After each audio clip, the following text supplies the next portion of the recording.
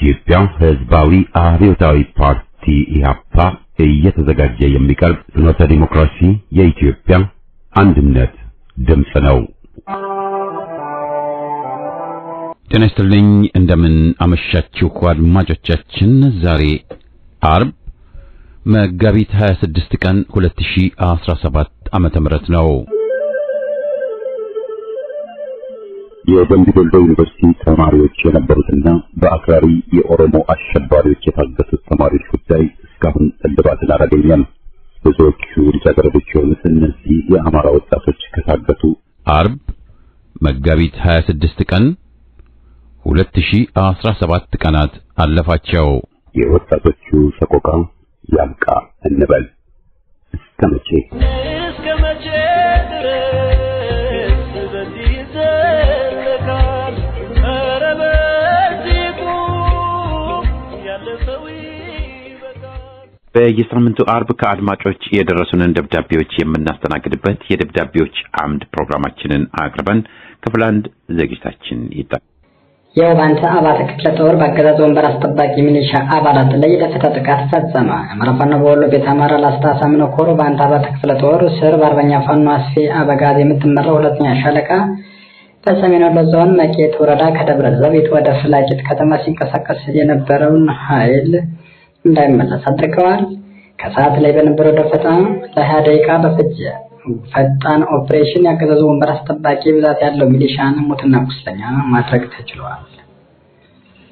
ጎጃም አገው ምድር ክፍለ ጦር ትሊሊ ዘንገና ብርጌድ ጊዮን ብርጌድ ጥምር ተጋድሎ አደረገ። በትሊሊ ዘንገና ብርጌድ ጊዮን ብርጌድ ጥምር ከአሽፋ መገንጠያ እስከ ትሊሊ የነበረውን ከተማ መቆጣጠር ተችሏል።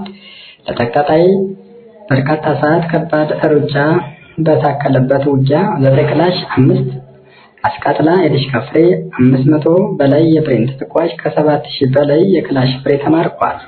10 ሬሳና ቁጥሩ ያልታወቀ ቁስለኛም ሆኗል። 1 ሻለቃ አዋጅ 50 ሻለቃ ማዕረግ ያለው ዘመቻ መሪውም ተደምሷል። የአማራ ፋኖ አንድነት በጎንደር በርካታ ከተማዎችን መቆጣጠሩን አስታወቀ። ከንጋቱ 12 ሰዓት የጀመረው ጦርነት እስከ ምሽቱ 4 ሰዓት ከ30 የዘለቀ ሲሆን አሁንም ውጊያው ተጠናክሮ ቀጥለዋል።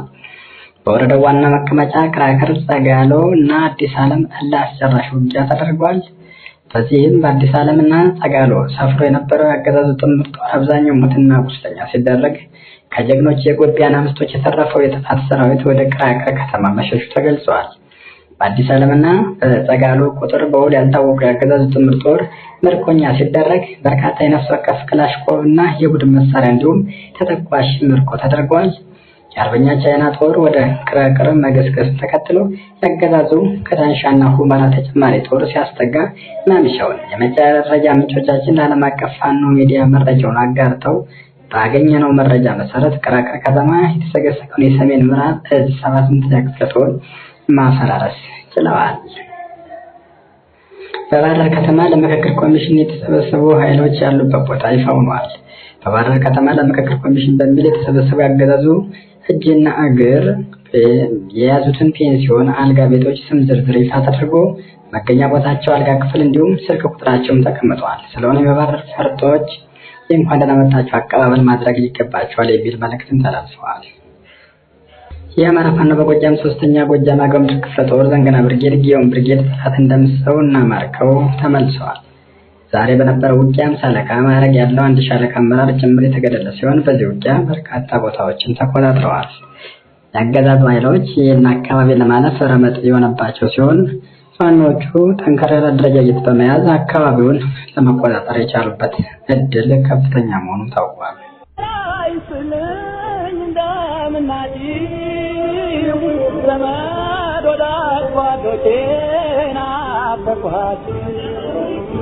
የኔ ተሳቤ ወዳጅ አገር ትዝታ አይረሳም እንጊዜም ባዘን በደስታ ያደጉበት አገር ውበቱ የጓደኛ የጎረቤቱ የእናት የአባት የዘመድ ፍቅር አይረሳም ናፍቆት ትዝታ እስከ መቃብር ልጆች ሲጫወቱ ውሃ እየተራጩ በለመለመ መስክ ከብቶች ሲፈንጩ በተዋበው ጫካ አፏብስ ያፏጩ ሕይወት ያድስ ነበር የደስታ ደብዳቤዎች አምድ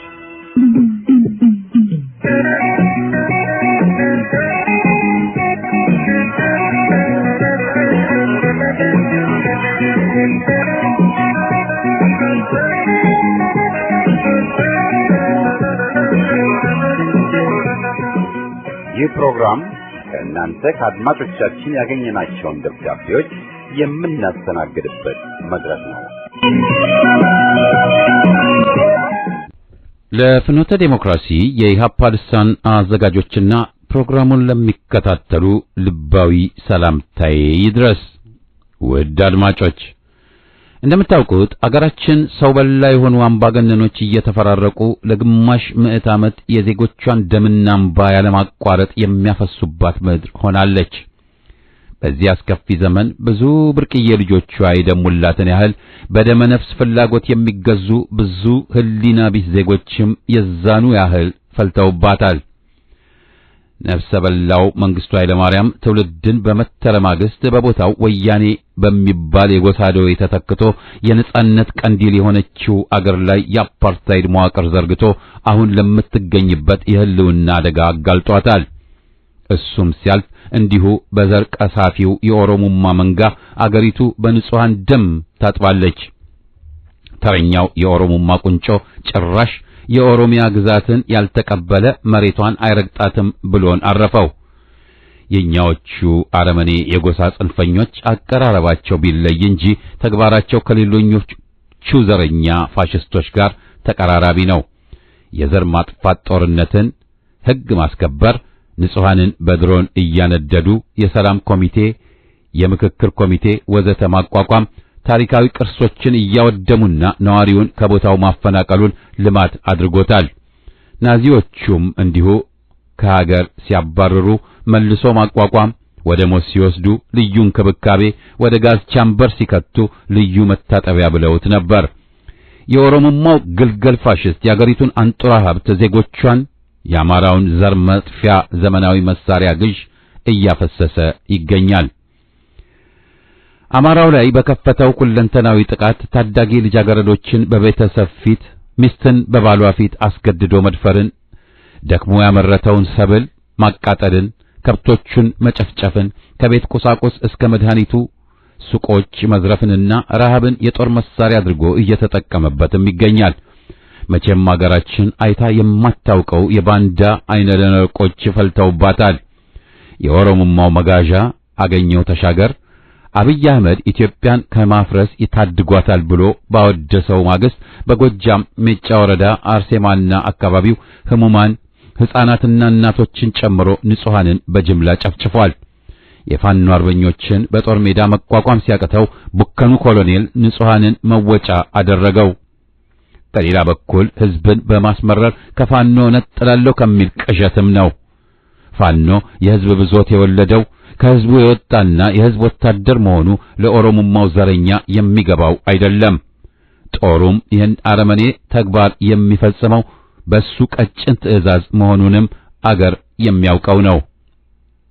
በተለምዶ መከላከያ የሚባለውንም አክስሞ ትውልድ አማራ የሆኑትንም ነጥሎ ማጎሪያ ውስጥ ከቶ በኦነግ የተመረዘ በዘር ጥላቻ የደነዘዘ ሸኔ መሰል ኃይል ተክቶታል። በአማራው ላይ ከከፈተው ወታደራዊ ዘመቻ ጋር አጣምሮ ረሃብን እንደ ጦር መሳሪያ ወይም የዘር ፍጅቱ መሳሪያ አድርጎ መጠቀም ከጀመረ ቆየት ብሏል።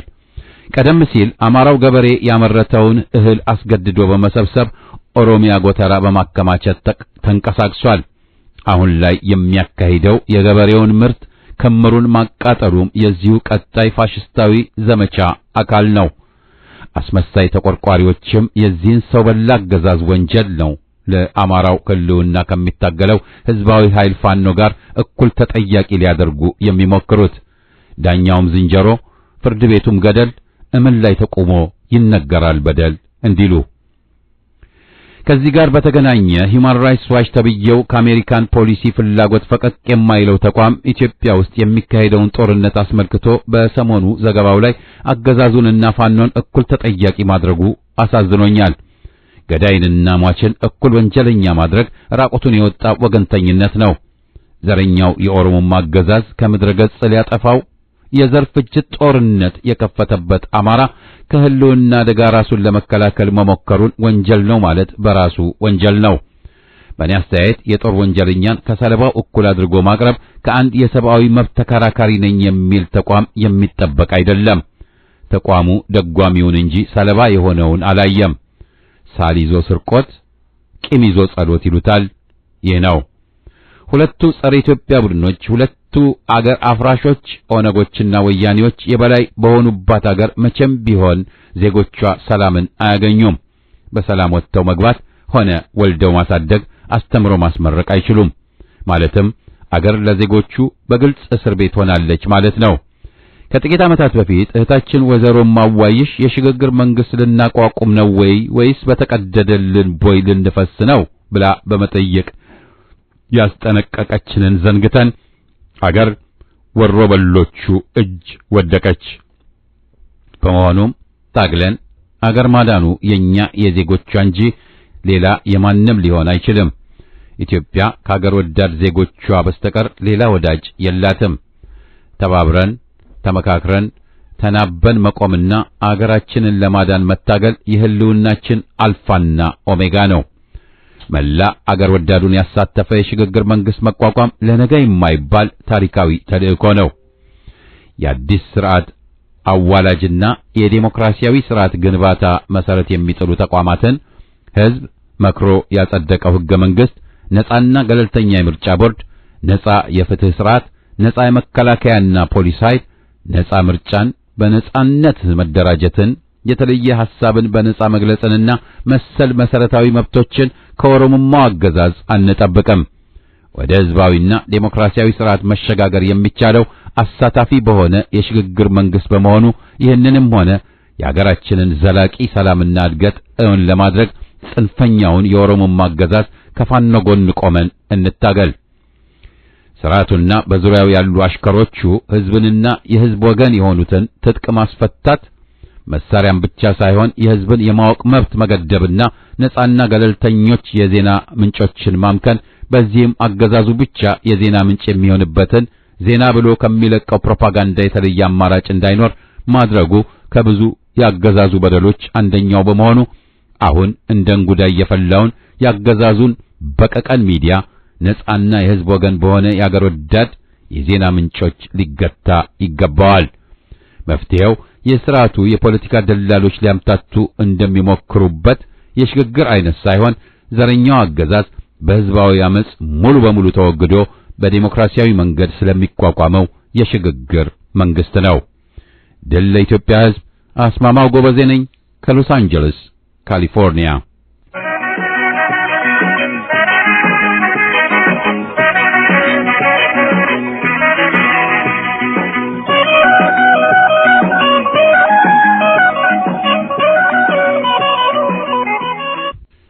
ይድረስ ለፍኖታዎችና የዘወትር አድማጮች፣ እነሆ የዛሬው በእውቀቴ መሰረት ትችቴን ላስነብባችሁ። ሰውየው ስል የአገዛዙን የብልጽግና ፓርቲ ዘዋሪውን ዶማውን ጠቅላይ ሚኒስትሩን ማለቴ ነው። በማዕከላዊ ስታቲስቲክስ ለዘመናት ተሰርቶ ብዙም ፈቅ ያላለውን በየዓመቱ በጠቅላላ በአገሪቱ የለማውን መሬት አሃዝ ልክ አይረዳውም። የለማውን መሬት መጠን ስል ደግሞ በብርዕና ገዳ እህሎች፣ በጥራጥሬዎች፣ በቅባት እህሎች፣ በአትክልትና ፍራፍሬ፣ በስራ ስር ተክሎች፣ በቅመማ ቅመም ተክሎች፣ በአንቂ እና ለኢንዱስትሪ ግብዓት የሚውሉ ተክሎችን ግምት ማለቴ ነው። የቁጥር አለርጂ አለበት። የማሻቀብ በሽታው የወረውና አቅሙን ሳያውቅ የሚያስቃዥ እያስቃዠው ከልኩ በላይ ይወሻክታል። ሞላም ጎደለም በየዓመቱ የግብርና ስታቲስቲክስ መረጃ ይለቀቃል።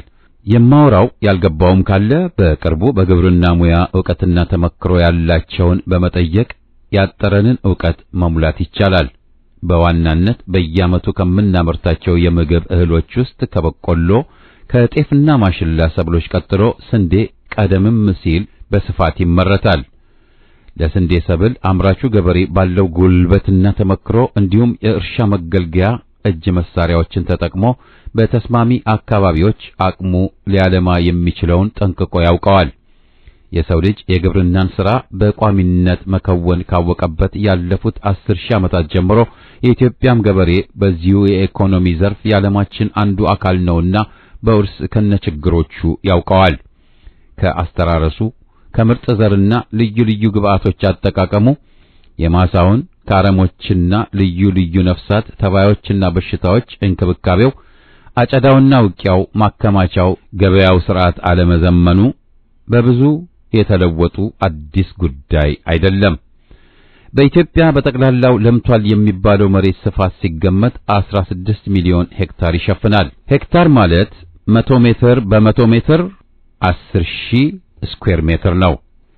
የስንዴ ማሳው ስፋት ድርሻውን 2 ሚሊዮን ሄክታርም አይደርስ።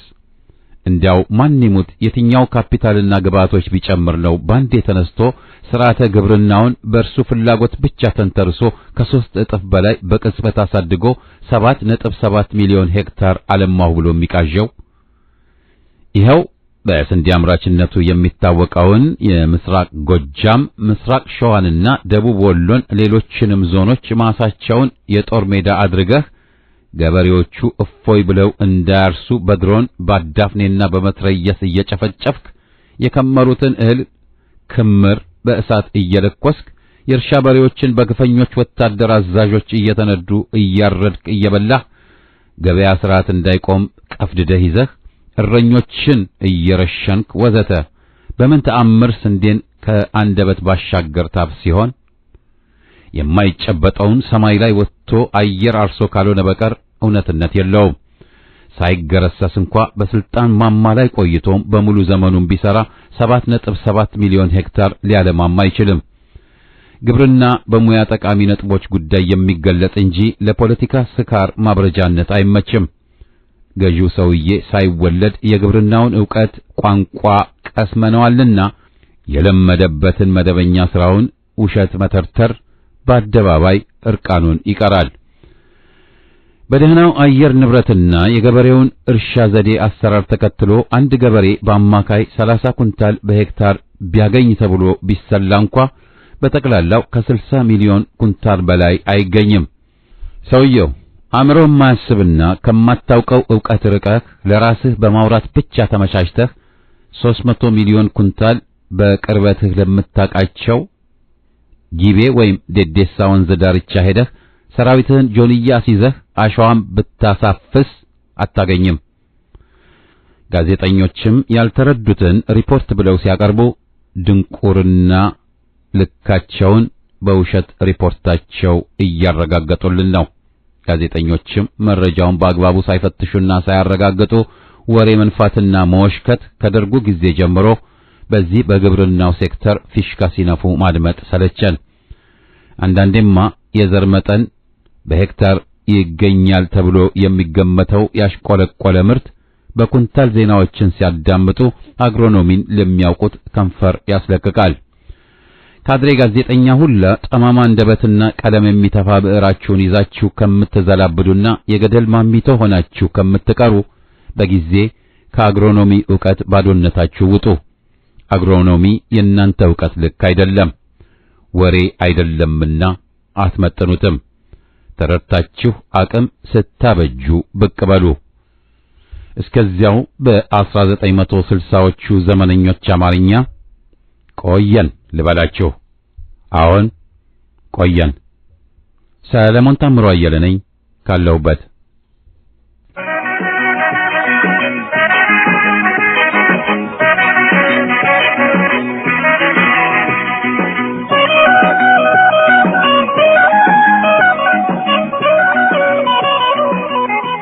ሰላም ጤና ይስጥልኝ። እንደምን አመሻችሁ ውድ የፍኖተ ዲሞክራሲ የኢሃፓ ራዲዮ አዘጋጆችና አድማጮች። ውድ አድማጮች ሆይ የዛሬው መልእክቴን የሰላም ዋጋ በናረበት በየሄድንበት መንገድ ሁሉ ሞት የረከሰበት ዛሬ ሰላም ፈላጊዎች ሁሉ ፊታቸውን ወደ ትግል ሜዳ ማዞር የተገደዱበትና ብዙዎቹ እንዲሁ በከንቱ ተስፋ ብቻ እየዋለሉ ወደ አስከፊ ደረጃ በደረስንበት ሁኔታ ዛሬ ሁሉም ተፋጦ ሳለ በእርቅ በሰላምና በድርድር ሙዚቃ ታጅቦ ከአብይ ሰላም ይመጣል ብላችሁ የምትጠብቁ ካላችሁ በተቃራኒ ሞትንና ሰቆቃን እየጠበቃችሁ ስለመሆናችሁ ማን በነገራችሁ? አረ ተነሱ እንጂ ጎበስ። ከተሬውም ከተሜም ሁሉ ህዛው ባያለህበት ሆነ ተደራጁ፣ ተንቀሳቀሱ። አጉል ተስፋን ካራማኔዎች አትጠብቁ። አእምሮ ላለው ሁሉ በወጣቷ ብርቱካን ላይ መንግስት ተብየው እየፈጸመ ያለው ድርብ ሰቆቃ ደባ ለሁሉም ትምህርት ካልሆነና ካላበሳጨን እንዲሁ ብርቱካንና አብሯ ሲታገቱት ለጋ የአማራ ልጃገረዶች የት ደረሱ ብሎ አጥብቆ የጠየቀና እስካሁንም ድረስ እየጠየቀ ያለው ያ የኢሃፓ ራዲዮ እንጂ ሌላው ከዚሁ ድርጅት በስተቀር ግለሰብ ወይም የፖለቲካ ድርጅት አለ ወይ? ኢሃፓ ግን በየቀኑ በልሳኑ በሆነው በፍኖተ ራዲዮ አንድም ቀን ሳይዘግብ የዋለበት አንድም ቀን የለም። ለምሳሌ እነዚህ ወጣቶች ታፍነው ከጠፉ ዛሬ 2017 ድፍን ቀናት ሙሉ በጨለማ ዓለም ውስጥ መሆናቸውን ራሱ አበክሮ በመገንዘብ ሁሉንም ያስታውሳቸዋል። ከዚህ ጋር በተያያዘ የወጣት ብርቱካን ድራማ በሻሻውን ከውድቀት እና ድብቅ ኢህአዴጎች የፋኖን ስም እንደ ብራንድ የሚጠቀሙ ገዳዮች ተጋለጡበት። ሰበር ሆኖ ዜና ሆኖ የጀመረው ሳይቀለበስ እውነት ስለሆነ ጠንክሮ ቀጥለውበታል። ያም ሆኖ ለምን ሚስጥር ሆነ? ከእንግዲህ የአብይ መንግስት ባጭሩ ይህን ይመስላል። ፍጹም ለማንም ደንታ የለውም። እንግዲህ ይህንን ጠንቀቀ ካወቅ ከእንግዲህ ለራስህ ዘን ሞኝ አትሁን። ይህን ሂትለርና ዶቼ ሙሶሎኒ የሚወዳደር አረመኔ ቤተመንግስት አስቀምጠህ የምን እንቅልፍ ነው እያልኩ የዛሬውን በመቀጠል መቼስ መድገም አይሆንብኝ እንጂ የኢትዮጵያ ሕዝብ ዓለምንም ጉድ ያሰኘ ስለ ልጃችን ብርቱካን መንግስት ባገኛቸው ቀዳዳ ሾልካ መውጣቷን አብዛኛው ሕዝብን ሲያስደስት ለምን የኦሮሞማውን መንግስት አባሎች ለምን አበዱ?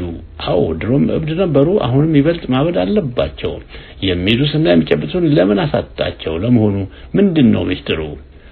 አጋሾቹ ራሱ መንግስት መሆኑን ህዝቡ ገና ድሮ ያኔው አውቆታል። አዲስ ነገር የለም ወይስ የተለየ ድራማ አሁንም አለ? አዎ እነሱ እስካሁን ድረስ ብዙ ድራማ ይኖራል። በዛም ተባለ በዚህ አረማኔው አብይ ከጠቅላይ ሚኒስትርነት ወደ ፕሬዝዳንትነት ለመሸጋገር ሸገርን ከተማ ቀስ ተብሎ ከአዲስ አበባ ጋር ደባልቆ ዋና ከተማው ሸገር ሆኗል ለማለት ሆነ ተብሎ ከሚሰሩ ድራማዎቹ ይህኛው ከብዙ አንዱ ነው።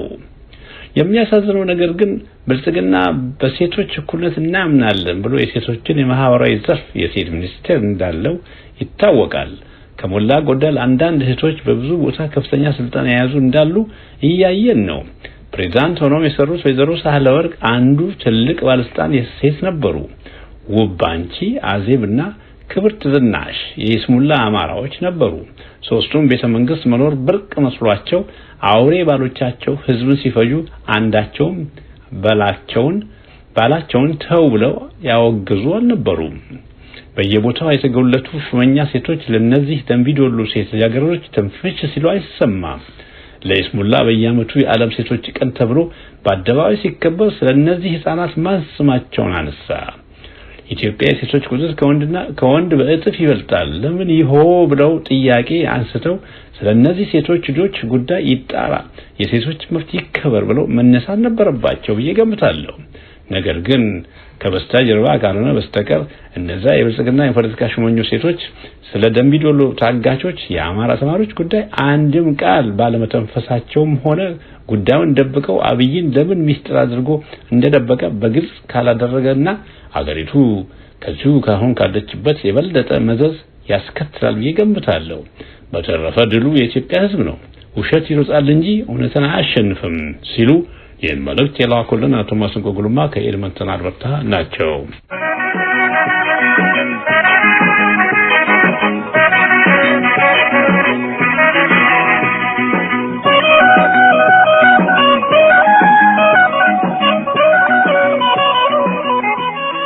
ለፍኖተ ዴሞክራሲ አዘጋጆችና አድማጮች ልባዊ ሰላምታዬ ይድረስ። ውድ የፕሮግራሙ ተከታታይ ወገኖች፣ ትላንት የሆነውን መርሳት ዋጋ አስከፍሎናል። ደግመነዋል። የምንሰልሰው ከሆነ መመለሻው ገደል ነው። ያለንበትን ሁኔታ በቅጡ ለመረዳትም ሆነ ወደፊት ለመራመድ ወደ ኋላ መለስ ብለን ከመነሻችን ማጣቀሱ አስፈላጊ ይመስለኛል። አገራችን ኢትዮጵያ በረጅም ዘመን ታሪኳ ብዙ ህልውናዋን የተፈታተኑ ከውስጥም ሆነ ከውጭ በየጊዜው የተነሱባትን ፈተናዎችና መሰናክሎች ተወጥታ ሉዓላዊነቷ ተከብሮ እንድትቀጥል ያደረጋት አንዳች ተአምር ሳይሆን ለብሔራዊ ክብሩ፣ ለነጻነቱ፣ ለኢትዮጵያዊ ማንነቱና እምነቱ መስዋዕትነትን የሚደፍር ህዝብና በአገር የመጣ የግል ስልጣን ሳያሸንፋቸው አንገታቸውን የሚሰጡ ጀግኖች መሪዎች ስለነበሯትም መሆኑ እሙን ነው።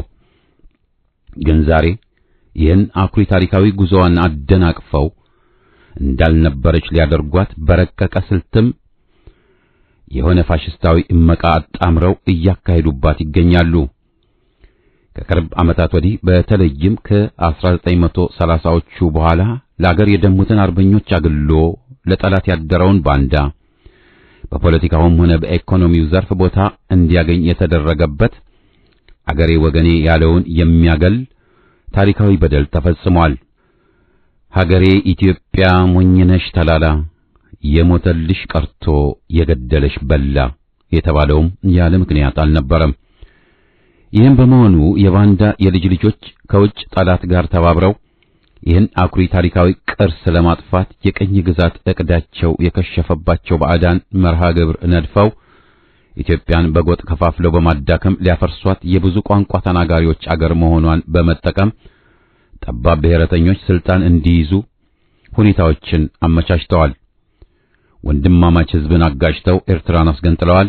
ቀጥሎም ወያኔ የሚባለውን የታላቋ ትግራይ ትግርኛ ቀንቃኝ ዘመናዊ ባንዳዎች ስብስብ አጠናክረዋል። ራሱን የኦሮሞ ነጻ አውጪ ግንባር የሚልና ኦሮሞን ከአቢሲኒያ ቀኝ አገዛዝ ነጻ አወጣለሁ ባይ ቡድንን የመሳሰሉ በተሐድሶ ቀኝ ገዢዎች ሳንባ የሚተነፍሱ ጸረ ኢትዮጵያ ጸረ አማራ ቡድኖች ስልጣን ይዘው ተራ በተራ ምስቅልቅሏን አውጥተው ዛሬ የምትገኝበት የህልውና አደጋ ላይ ጥለዋታል። የትላንቱ የወያኔው መለስም ሆነ የዛሬው የኦሮሞማ የኦነጉ ዘረኛ ኮሎኔል ይህ ጸረ ኢትዮጵያ እንቅስቃሴ የወለዳቸው ታሪካዊ መርገምቶች ናቸው። የጡት አባቱ ወያኔን ዓላማ በተረኝነት የሚያራምደው ፋሽስታዊ ኮሎኔል ለ5 ዓመታት ባካሄደው የዘር ማጥፋት የዘር ጽዳት ዘመቻው አገሪቱን የደም ጎዳና አድርጓታል። በዚሁ ፋሽስት ኮሎኔል የሚመራው ራሱን ብልጽግና በሚል የሚጠራው የዘረኛ መንጋ በአማራውና አማርኛ ተናጋሪው ላይ ያላዋለው የፍጅት መሳሪያ ቢኖር አቶሚክ ቦምብን ብቻ ነው።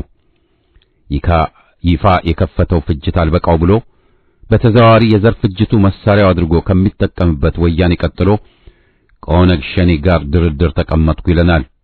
ግን ድርድር ሳይሆን በትክክለኛ ስሙ የአንድ አረመኔ ቤተሰብ አማራን እናጥፋ ምክክር ተብሎ ቢነበብ ሐቅ ይሆናል።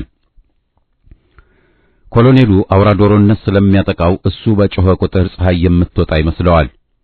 ገድሎ ሐውልት ማቆም፣ ገድሎ በፋኖው በአማራው ማሳበብ፣ የልማት ተቋማትን አውድሞ በፋኖ ለማላከክ ማሴር፣ 30 ጊዜ ኢትዮጵያን ጠርቶ ህልውናዋን ማጥፋት ወዘተ ወዘተ በሁለት ዓመት ስልጠናው ሲሮት የታጠቀው ግን የተበላ ቁማር መሆኑን ሁሉም የሚስት ይመስለዋል።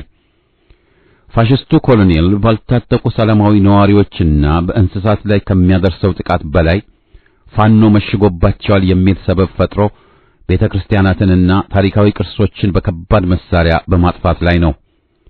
የአማራውን አካባቢ በፋሽስታዊ ወታደራዊ እዝ አስገብቶ በአየር ኃይልና በምድር ጦር የገፍ ጭፍጨፋ እያካሄደ ባለበት ማንኛውንም ኢኮኖሚያዊና ማህበራዊ እንቅስቃሴ አግቶ ረሃብን ለዘር ፍጅት እየተጠቀመ ባለበት ህዝባዊ ኃይል የፋኖ አርበኞች ይህን የማያባራ የዘር ፍጅት ለማስቆም እየታገሉ ባሉበት የኦሮሞማውን ዘረኛ አገዛዝ ተወግዶ የሽግግር መንግስት መቋቋም የሞትና የሽረት ጥያቄ በሆነበት በዚህ ሰዓት አንተምተው የሚለው የተቃዋሚነን ባይ የክህደት መንደር ምነው ጩኸቱ በረከተ?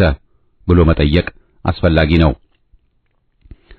መከላከያን እየወጉ አገር ወዳድ ነኝ ማለት አይቻልም ከሚሉ ራሳቸውን ታጣቂ ወገባቸውን ሰባቂ የሃይማኖት አባት ነን ባዮች ሳይቀሩ ንጹሃን በሺዎች ሲታረዱ፣ መነኮሳት በገዳም በገፍ ሲጨፈጨፉ፣ የሃይማኖት አባት በጠራራ ፀሐይ ተወግረው ሲገደሉ ትንፍሽ ያላሉት አባቶች ዛሬ ፋኖ ክንዱ በርትቶ አገዛዙን ብርክ ሳሲዘው አንተም ተውን ለምን መረጡ ለሚለው መልስ እምነት የጎደለው ሃይማኖት ፍትህ የጎደለው ችሎት ፍርዱ ለማን መሆኑ ስለሚታወቅ ነው። ወራትን ያስቆጠረው አማራው ላይ ከተከፈተው የዘር ማጥፋት ጦርነት በተደራራቢ የኦሮሞማው ኮሎኔል ሰሞኑን ሲደነፋ የሚደመጠው የወደብ ጉዳይ ላይ የማነሳው ጥያቄ ቢኖር ጉዳዩ ለምን ተነሳ ሳይሆን ዋናው ጥያቄ ለምን አሁን ተነሳ የሚለው ነው። በመጀመሪያ ኮሎኔሉ አገሪቱ ወደብ አልባ ሆነች ያልሆነች የሚገደው ፍጡር አለመሆኑ እየታወቀ የዶላር ጌዶቹን ለማስደሰት ሲባል የጀመረው ከንቱ ፉከራ ነው ብሎ ማለፉ ይህን ታማሚ ኮሎኔል ፋኖን የሚያዘናጋለትና ስልጣን ላይ ለመቆየት የሚያስችል ከመሰለው እንኳን ሻዕቢያን በሌላም አቅሙ የማይፈቅደውን ግጠመኝ ከማለት የሚመለስ አይደለም። አሊያማ መንግስት አልባ ያደረጋት አገር ወደብ ኖራት አልኖራት ምን ተዳው ሆነና ነው? ዛሬ የኢትዮጵያ የመሆን ወይንም ያለመሆን ጥያቄ የህዝብ ይሁንታ ያገኘ የሽግግር መንግስት መቋቋም ነው። ዳር ድንበርን ፈቅዶ ጋብዞ ያስወረረ ኮሎኔል ስለ ወደብ ሲያወራ የሰማው ኮሎኔሉ በሜንጫው ብቻ ሳይሆን ይህን በመሰለ ተራ ቀልዱም ሰው ያደማል። መቅደም ያለበት ጋሪው ነው ፈረሱ። መጀመሪያ ኮሎኔሉ የሚመራው የኦሮሞማ ዘረኛ ፋሽስታዊ አገዛዝ መውደሙ ይቀድማል። ኢትዮጵያም ባለቤት በሆኑ ልጆቿ ስትመለስና ህዝባዊ መንግስት ሲኖራት እንኳን በሰሜን ጫፍ ካሉ ወንድም እህት ወገኖቻችን ራቅ ካሉትም ጋር በንግግርና የጋራ ጥቅም በጠበቀ ብዙ ጥያቄዎችን መመለስ ይቻላል። ኢትዮጵያም ከኤትኖ ፋሽስቶች ስትላቀቅ ግድቡም ሆነ ወደቡ ምላሽ ያገኛሉ። ቀዳሚውና አንገብጋቢው የወቅቱ ጥያቄ በንጹሃን ደም የተጨማለቀውን የኮሎኔሉ አረመኔ አገዛዝ ቀብረን የአገርና የወገንን ስርየት ማምጣቱ ከምንም ነገር በላይ ነው እላለሁ። ሞት ለዘረኞች፣ ድል ለኢትዮጵያ ሕዝብ። ግርማ ገመቹ ነኝ ከናይሮቢ ኬንያ።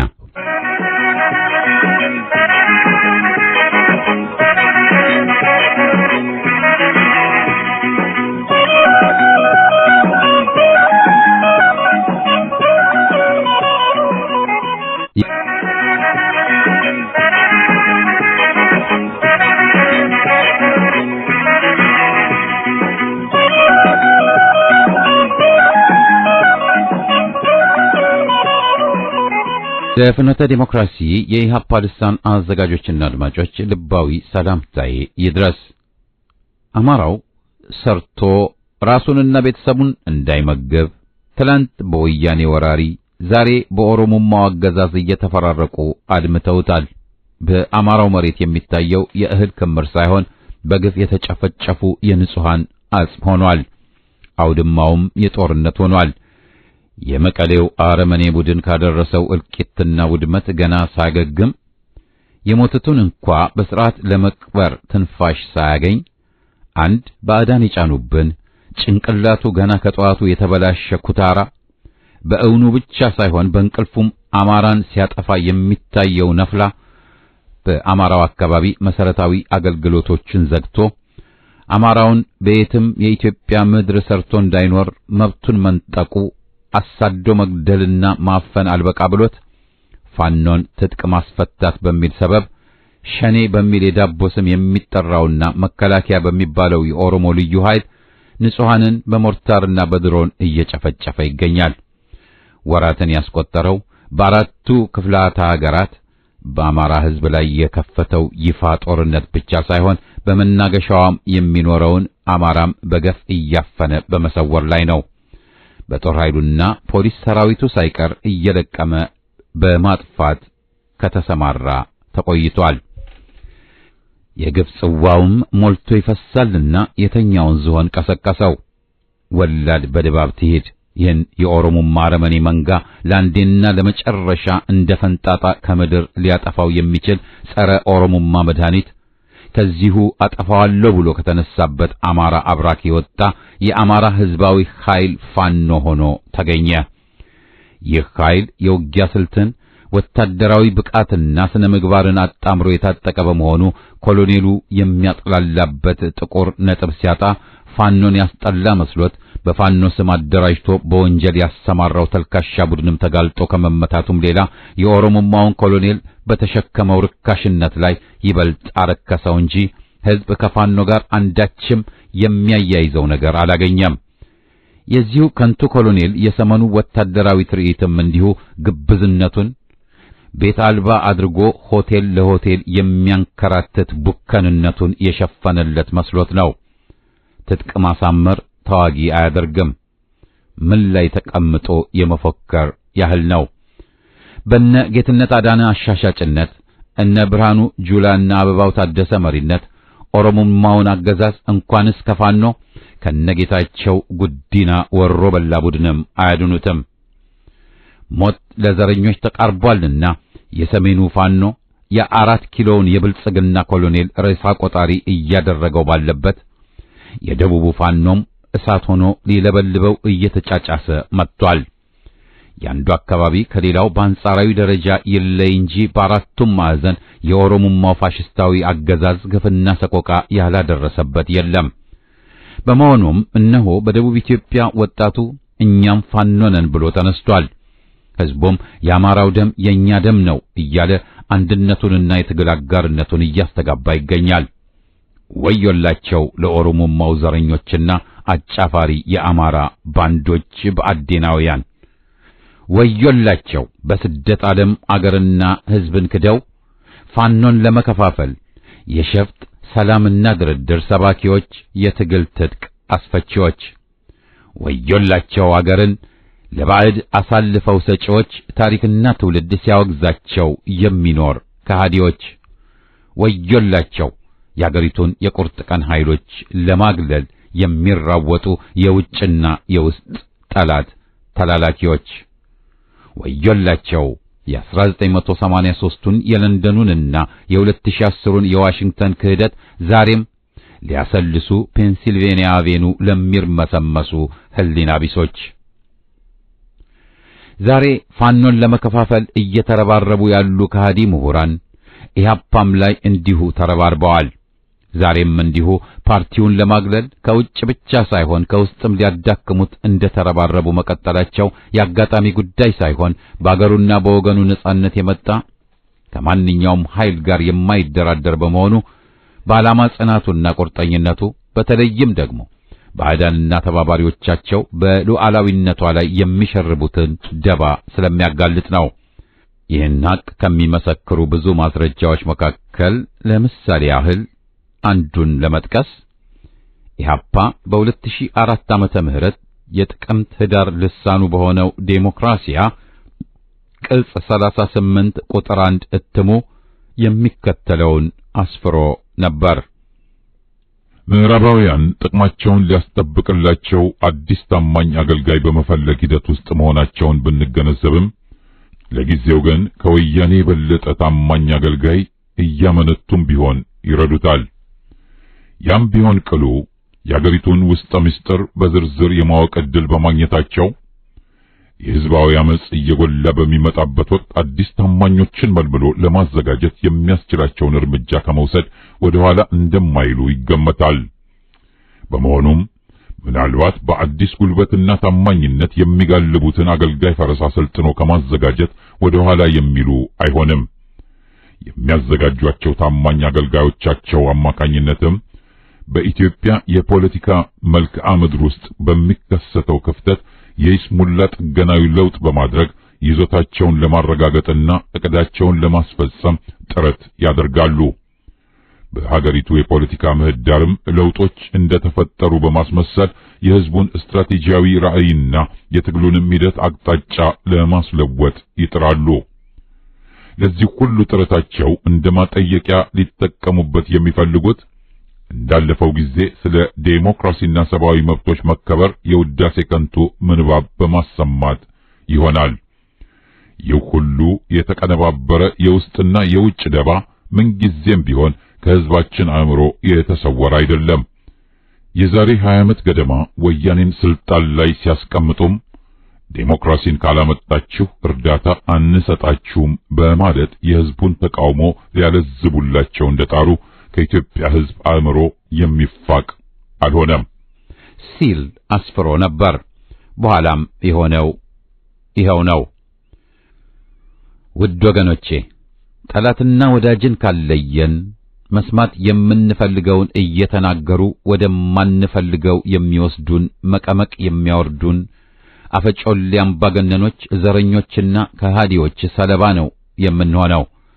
ለመብትና ነጻነታችን በምናደርገው ትግል አስመሳይ ወዳጅን ከሐቀኛ ጠላትን ከወዳጅ ለይተን ካልቆምን ተሸናፊዎች ነን። በመሆኑም ጠላት የሚነዛውን ፕሮፓጋንዳ እንደወረደ ተቀብለን እያስተጋባን የአገርንና የወገንን የስርየት ቀን በእጅጉ አራዝመነዋል። ከፋኖዎችና ለዘመናት ከህዝብ ጎን ቆመው መከራን ከተቀበሉ የቁርጥ ቀን ወገኖቻችን ጎን እንቆም።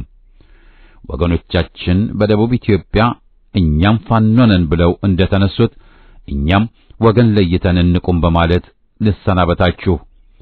የፋኖ አርበኞችን ለመከፋፈል የተነሱ ከሃዲዎችን እናወግዛለን።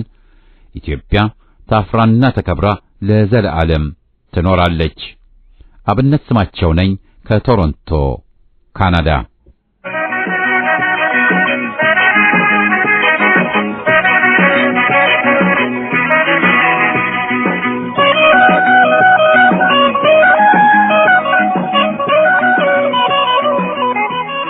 አድማጮቻችን የደብዳቤዎች አምድ ፕሮግራማችን በዚሁ ይጠቃልላል። ሳምንት አርብ እስከምንገናኝ ደህና ቆዩን።